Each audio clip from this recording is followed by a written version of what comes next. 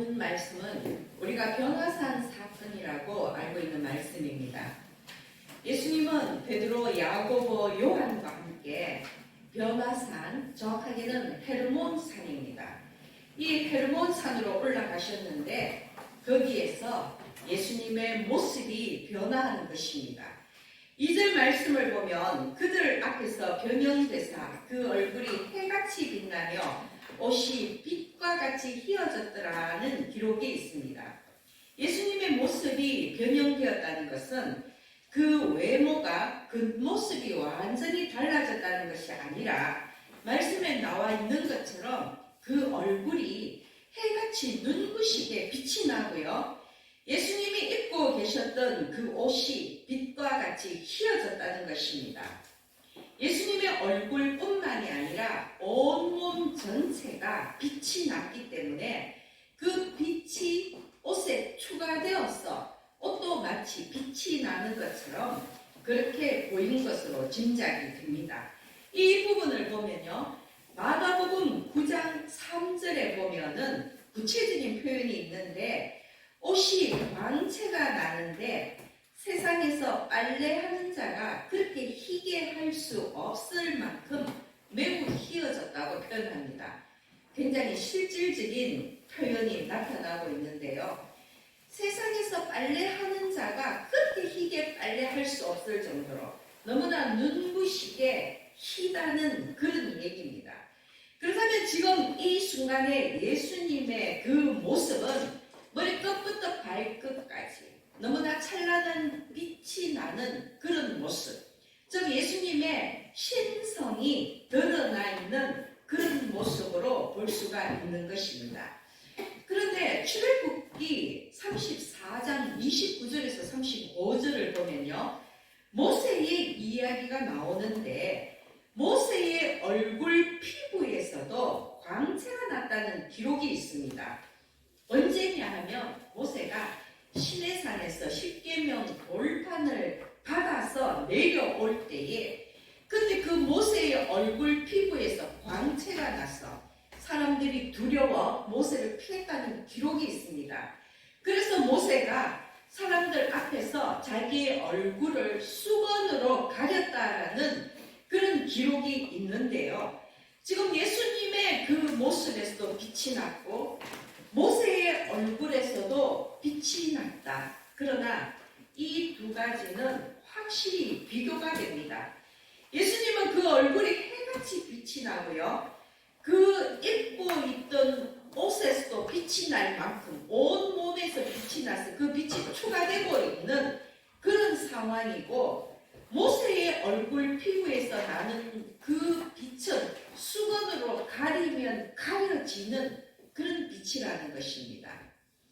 여러분 아주 사소한 것 같지만 예수님의 그 빛은 옷으로 도저히 가릴 수 없는 그런 빛이고 모세의 얼굴 피부에서 나는 그 빛은 수건으로 가려지는 그런 빛이라는 것입니다.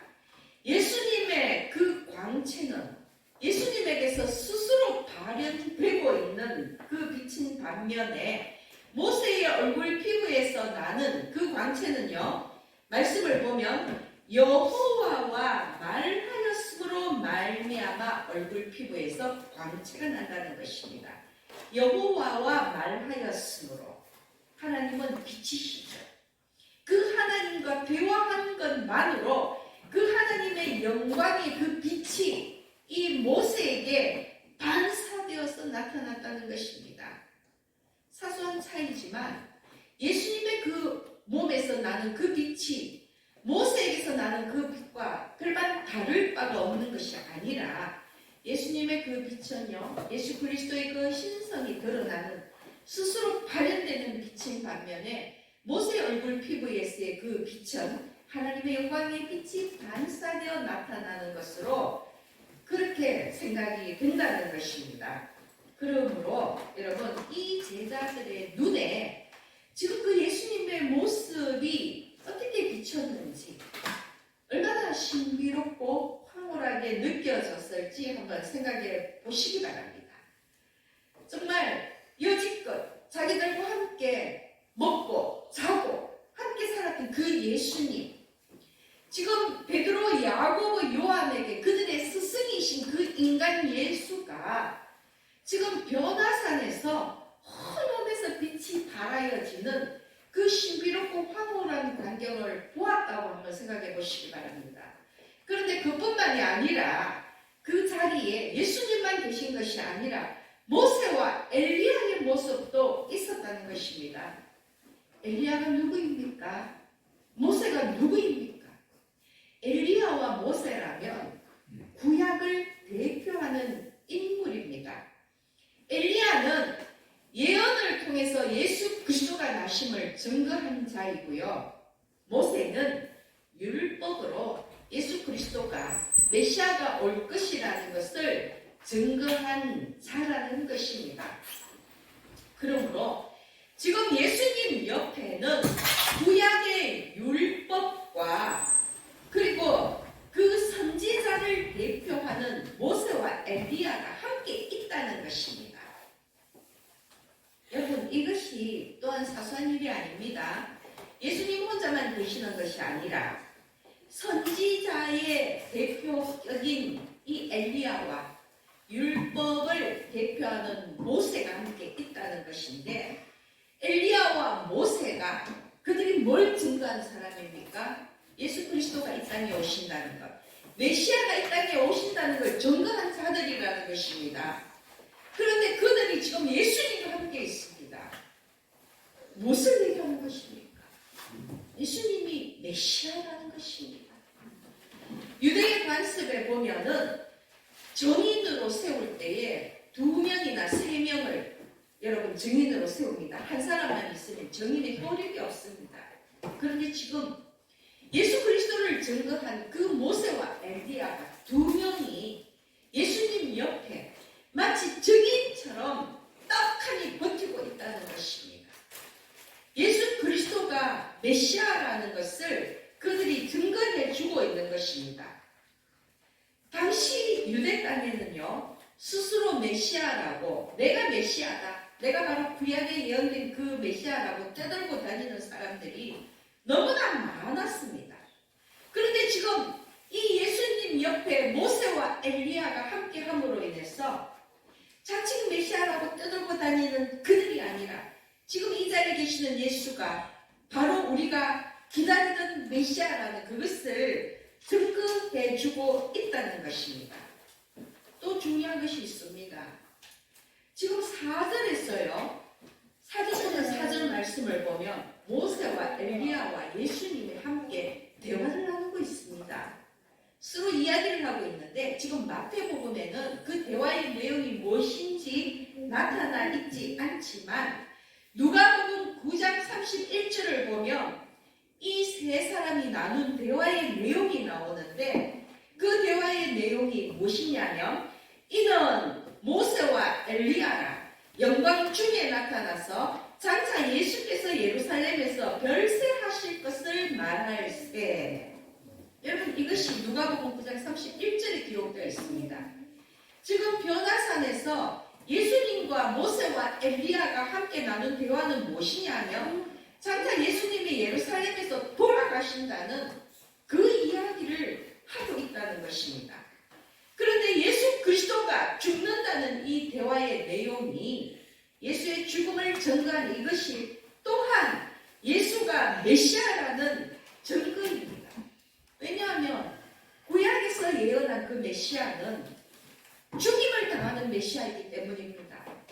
우리의 죄를 대신하여서 정말 속죄의 양으로 십자가를 지고 죽음을 당하는 그 메시아이기 때문이라는 것입니다.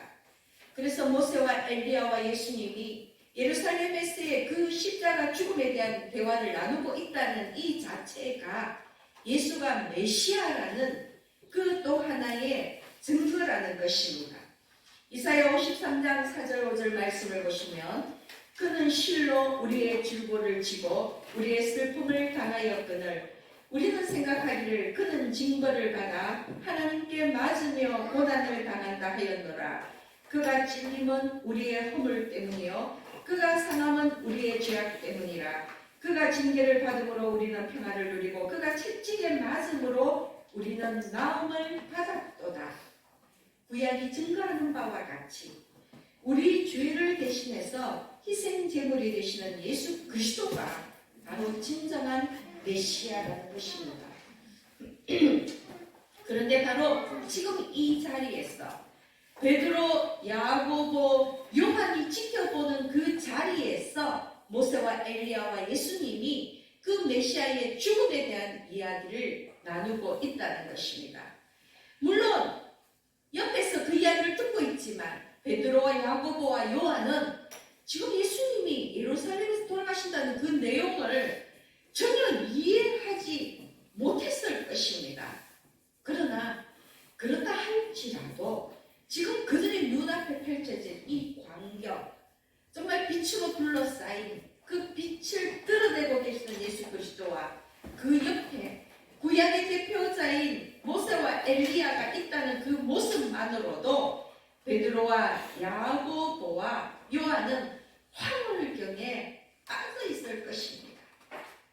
엘리야는 여러분 죽지 않고 승천한 사람이지요. 육신의 죽음을 당하지 아니하고 하늘로 들려 올라간 사람입니다. 하늘에서 불수레와 불말들이 내려와 이 엘리야가 회오리 바람으로 하늘에 올라갔다라는 그 기록이 열왕기하 2장 11절에 있습니다. 또한 모세는 이스라엘의 위대한 지도자였지만 그는 가나안 정복을 앞두고 느보산에서 마지막으로 가나안 땅을 바라보며 죽었습니다. 가나안 정복을 위하여 그가 이스라엘 백성들을 출애굽시켰지만 결국 하나님께 불순종한 그 죄가로 가나안은 그 땅은 밟지 못하고 가나안이 보이는 느보산에서 죽을 수밖에 없었는데요. 그러나 이때 모세가 죽을 때 나이가 120세였음에도 불구하고 그의 눈이 흐리지 아니하였고 기력이 쇠하지 아니하였다라고 그렇게 되어 있습니다. 여러분, 그리고 그가 모압 땅에 있는 골짜기에 장사되었으나 오늘까지 그의 묻힌 곳을 아는 자가 없다라고 기록을 하고 있다는 것입니다. 그것이 신명기 34장 6절 7절에 그렇게 기록이 되어 있습니다. 아주 미스테리한 일입니다. 이스라엘의 지도자였던 그 위대한 지도자였던 모세가 죽어서 묻힌 곳을 모른다는 것, 모세의 매장지를 모른다는 게 현실적으로 납득하기 어려운 일 아닙니까? 그래서 여러분, 신학자들은 모세가 비록 하나님의 뜻에 따라서 가나안 땅을 밟지 못하고 느보산에서 죽었지만 어쩌면 그 역시 죽은 것이 아니라, 그의 육신이 죽은 것이 아니라 죽었다라고 기록은 되어 있지만 육신의 죽음을 겪지 않고 하늘로 올라간 것은 아닐까는 추측을 하고 있는 것입니다. 왜냐하면 그의 묻힌 곳을 아무도 모르기 때문에, 알려지지 않았기 때문에, 무덤이 없다는 것은 그가 육신의 죽음을 당치 않았다는 것이 아닐까라고 추측하고 있다는 것입니다.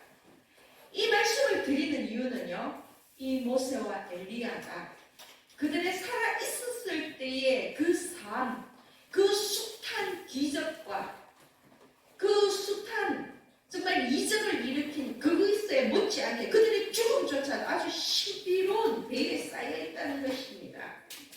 그런데 바로 그들이 지금 예수와 함께 변화산에 나타나 있습니다.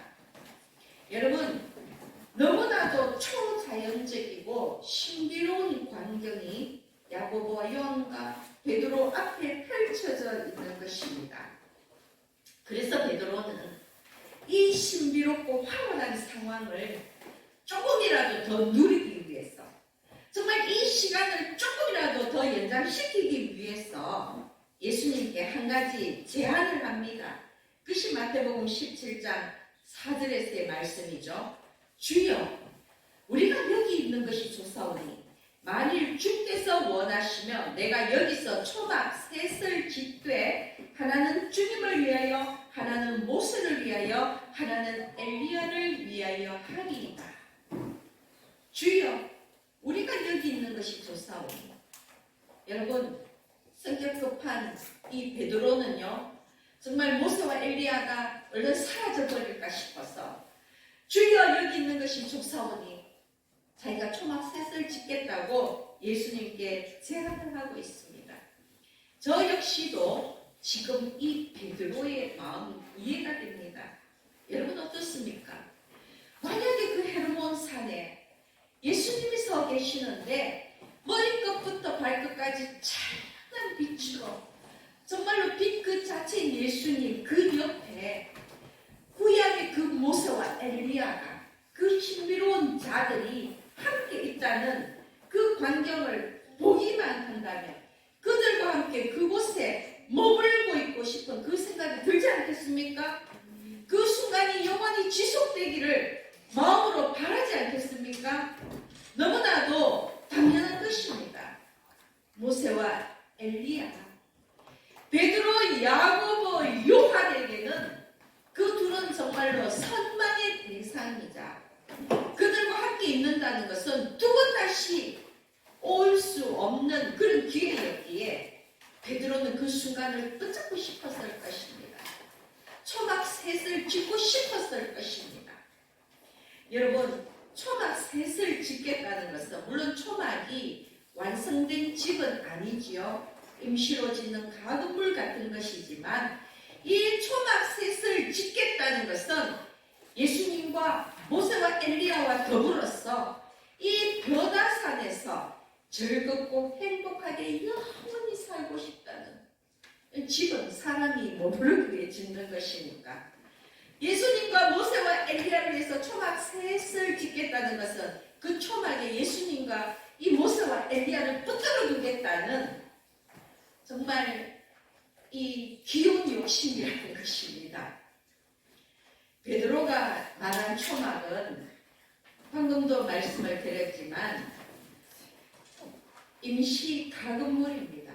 어쩌면 지금 갑자기 이 베드로가 초막을 짓겠다고 말을 꺼낸 것이 지금 변화산 사건이 일어난 때가 이스라엘의 절기상 초막절 절기 그 당시일 수도 있을 것입니다. 성서시대에는 초막절이 되면요, 모든 가정이 집 옆에 초막을 지었습니다. 말 그대로입니다. 정말 풀줄기나 나뭇가지 같은 것으로 얼기설기 그렇게 집을 지었는데 지금도 이스라엘에서는 초막절이 되면 초막을 짓고 그 안에서 일주일 동안 가족들이 함께 생활을 합니다. 그 이유가 무엇입니까? 멀쩡한 집을 두고 집 옆에 그 초막에서 생활을 하는 것은요, 3000년 전 그들의 조상들이 광야에서 어떻게 생활하였는지를 체험하고 하나님의 인도하심과 보호하심을 깨닫게 하기 위한 것입니다. 광야 생활 40년 동안 이스라엘 백성들의 의복이 헤어지지 않고 발이 부르트지 않았다고 기록이 되어 있습니다. 하나님은 그만큼 세심하게 그들을 보호하시고 인도하셨습니다. 바로 초막에서의 삶을 통해서 그런 하나님의 은혜를 체험하자는 것입니다. 또 한 가지는요, 정말 이 고난과 절망 속에서도 하나님께서는 이스라엘과 늘 함께 하셨다는 것, 그것을 자손들에게 길이 가르치고 싶어서 아직도 이스라엘에서는 초막절이 되면 초막을 짓고 그 안에서 일주일 동안, 일주일은 하나님의 명령이지요. 그 초막 안에서 일주일 기가하라는 그 말씀에 근거해서 그렇게 생활을 하는 것입니다. 그런데 이 초막절을 굳이 우리나라의 절기에 비유하자면 추석과 비슷한 절기입니다. 4월 달에는 초실절이 있습니다. 이때는 보리추수가 이루어지고요.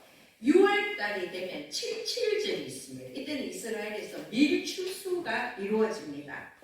그런데 이 초막절이 되면 곡식 추수는 물론이요, 포도와 올리브와 그리고 종려나무와 같은 이 여름 과일을 추수하고 저장하는 그런 추수감사제가 초막절에 열리는 것입니다. 두말할 것도 없이 이 초막절은요, 기쁨과 감사가 충만한 절기라는 것입니다. 그래서 여러분, 이스라엘 백성들이 아직도 이 초막절에서 생활하고 있다는 것은 정말로 충만한 기쁨과 감사가 넘치는 그런 절기이지만 그 초막절, 초막 안에서의 생활을 통해서 힘들었던 광야 생활을 잊지 말라는 것입니다.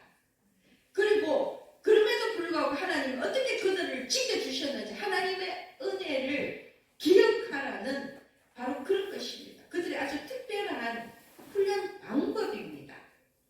축복에 안주하지 않고 늘 죄를 경계하며 살아가는 것이 아직도 그들이 집 옆에 초막을 짓는 그 이유라는 것입니다.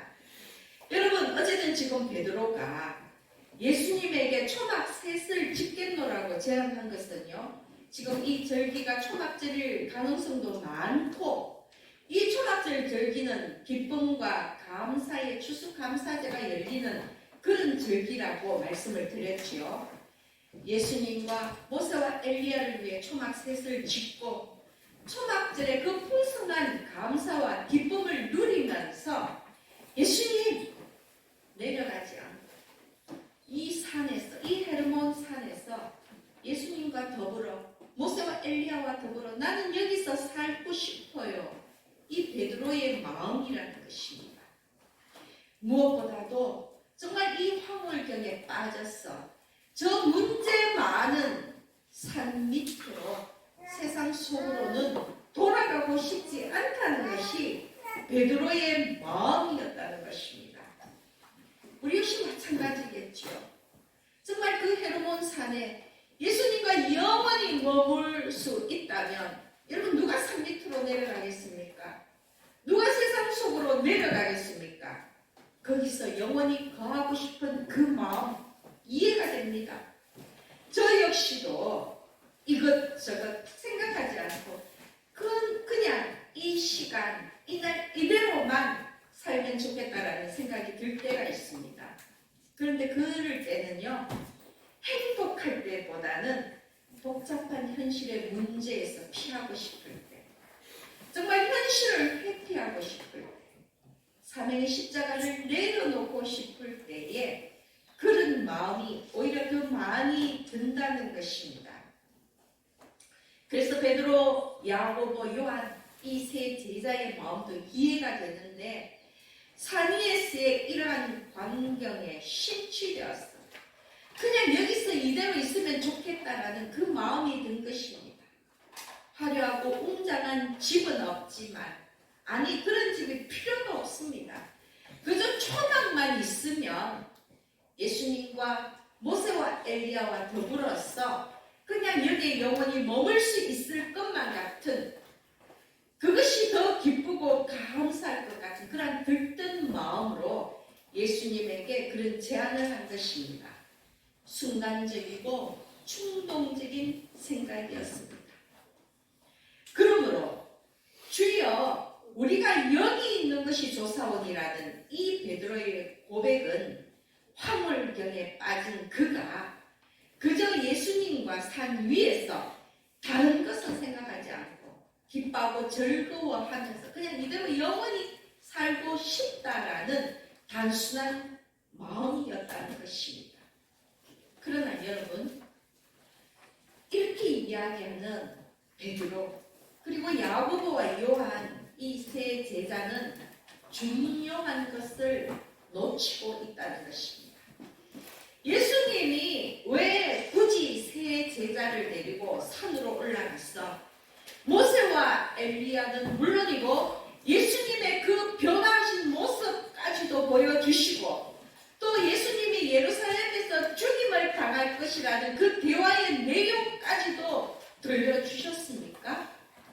예수님께서 왜 그렇게 하셨습니까? 그 이유가 무엇입니까? 첫 번째는 예수님이야말로 진정한 메시아라는 것을 가르쳐 주신 것이죠.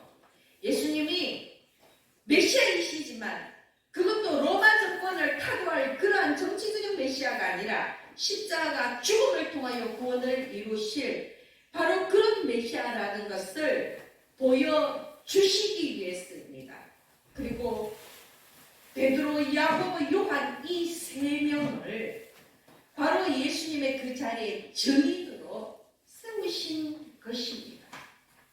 예수님이 굳이 세 제자를 데리고 변화산으로 올라가신 이유는 이들이 제자들의 대표격인 제자이기도 하지만 그러나 이 제자들을 예수 그리스도 그 메시아의 그 자리에 증인으로 세우기 위함이었다고 해석하는 학자들도 있다는 것입니다. 그렇다면 여러분, 야고보와 이 요한과 베드로가 예수님의 증인이었다면 그러면 증인의 사명이 무엇입니까? 여러분, 증인의 사명이 무엇입니까? 자기가 보고 듣고 깨달은 것을 전하는 것이지요.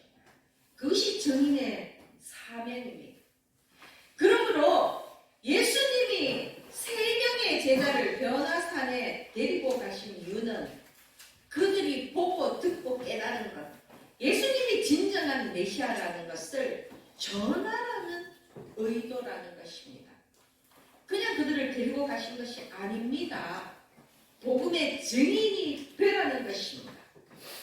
그래서 베드로는 주여 여기가 조사오니라면서 예수님과 더불어 산 위에 그냥 있기를 원했지만 예수님의 진정한 의도는 너가 산 위에서 본 것을 저 산 아래 내려가서 전하라는 것입니다. 너가 이곳에서 본 것을 세상 속에 내려가서 세상 사람들에게 전하라는 것입니다. 아직도 예수님이 메시아임을 제대로 깨닫지 못하고 헛된 세상 욕심 속에 빠져있는 그 제자들에게 예수님이 메시아임을 확인시키시고 내가 메시아라는 것을, 예수 그리스도가 메시아라는 것을 너희가 앞으로 전하는 그런 복음의 증인의 사명이 있다는 것을 일깨워 주시기 위함이라는 것입니다. 그러므로 여러분, 변화산 사건의 포인트는 무엇입니까? 우리가 변화산 사건에 대해서 이야기할 때에 예수님의 그 모습이, 그 얼굴이 해같이 빛나고 그 옷이 빛나는 그러한 그 변화산 사건의 기적에만 우리가 초점을 맞추고 이 베드로와 야고보와 요한이 그러한 황홀경에 빠진 그 신비한 기적에 빠진 거기에만 초점을 맞추고 있는데요. 이 변화산 사건의 포인트는 예수님이 이 세 제자를 증인으로 삼으시고 너희들의 메시아의 증인이니 너희들이 보고 듣고 느끼는 이것을 너희들이 나가서 전하라는 것입니다. 너희들이 복음의 증인이 되라는 것입니다. 여러분, 이것이 변화산 사건의 포인트입니다.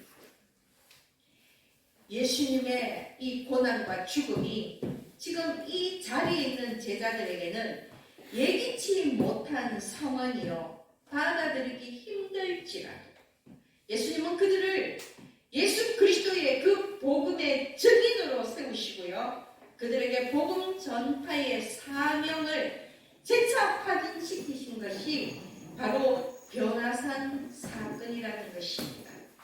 그래서 우리는 이 변화산 사건의 진정한 의미를 깨달아야 할 것입니다.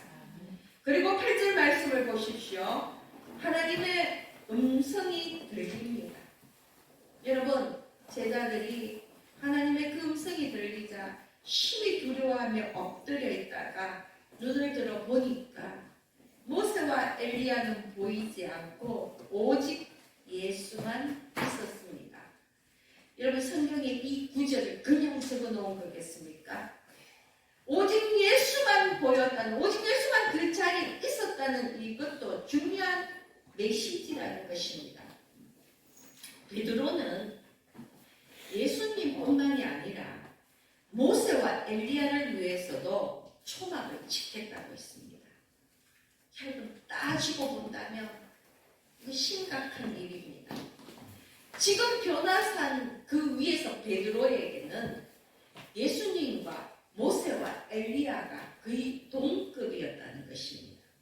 이것이 저간의 해석인지는 모르겠지만 여러분, 어쩌면 베드로에게 그때까지 예수님은 그저 자기와 함께 먹고 마시며 생활하던 자기의 선생, 자기의 스승 그 이상도 이하도 아니었고, 오히려 구약의 모세와 엘리야의 그 출현이 더 경이롭게 다가오지 않았을까 하는 염려도 있다는 것입니다.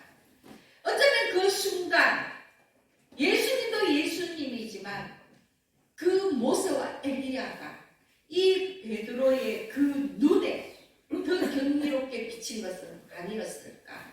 바꿔 얘기한다면 모세와 엘리야가 이 베드로의 마음에 우상으로 힘겨져 있지는 않았을까? 라고 추측해 볼 수도 있다는 것입니다.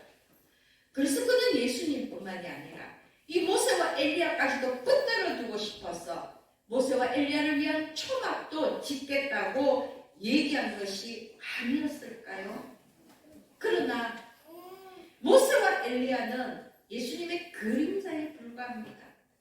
메시아가 오리라는 것, 예수 그리스도를 증거하는 바로 그 증거자에 불과하고, 예수 그리스도가 실체이시며 예수 그리스도가 진정한 메시아라는 것입니다. 그런데 이 베드로가 자칫 그림자인 모세와 엘리야에 빠져서 있었던 그 순간, 그것이 또한 변화산에서의 사건이라는 것입니다. 그러니 하나님의 음성이 들리고 베드로와 야고보와 요한이 눈을 들어서 보니까 모세와 엘리야는 사라지고 없고 예수님만 그 자리에 있었습니다. 제 아들이 눈을 들고 보매 오직 예수 외에는 아무도 보이지 아니하니라.